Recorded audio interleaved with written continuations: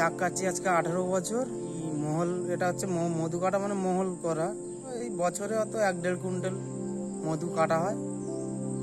যে চাক কাটো, এর তো রিক্স আছে প্রচুর। হ্যাঁ, এর তো রিক্স আছে, কিছু করার নেই। পড়েও গেছিলাম গাছ থেকে, গিয়ে শরীর অসুস্থ, এখনো ওষুধ খাচ্ছি। তাও করি মোটামুটি। কোথায় বাইরে যাব, এখন বাইরের যা পরিস্থিতি, এই চাক কেটে মোটামুটি আমরা মধু কাটি। হাফে কাটা হয় মধু। তো 100টা চাক বইলে 5টা চাক ভালো, সব রিক্সের চাক, ওটা বিক্রি করে দেওয়া হয়।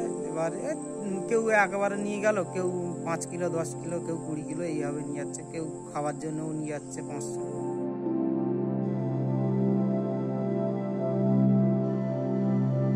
এই মোমগুলো নিয়ে কি করো? মোম হচ্ছে মাড়ের কাজ হয়। কাপড় যে মাড়টা দেয়, একে ফিল্টার করতে হয়, করে কাপড়ে মাড়ের কাজ।